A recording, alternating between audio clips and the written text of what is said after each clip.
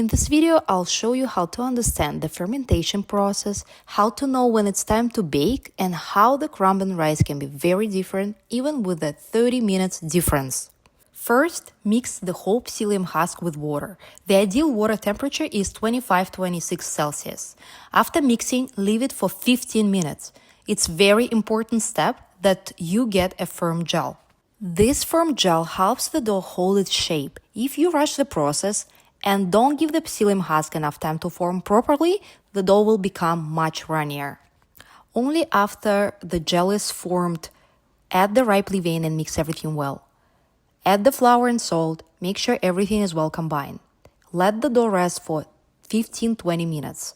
Then you can add inclusions. Add finely grated apple. I recommend using gala apples or another variety that does not release too much juice. If you use a very juicy apple, remove the excess liquid. Do not remove all the juice, only the liquid that leaks out.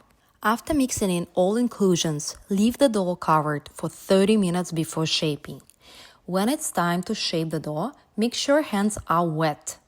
Form the dough into a ball or any shape you like. If this is your first time making gluten-free bread, it is better to shape it in a bowl because it's easy to follow the fermentation process. I also recommend using a glass bowl so you can see the process better.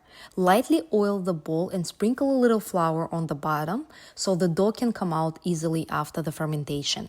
With wet hands, form a smooth ball, then dust it generously with buckwheat flour and place it in the glass bowl. To better understand when your dough is well fermented and ready for the oven, I highly recommend using a small jar with a piece of dough. This way you can clearly see how much it rises. Mark the level at the beginning of fermentation and track the rise until the end. Make sure to keep this small jar right beside the main dough, that it has the same temperature and process. The important thing to know, the maximum dough rise will be around 40%.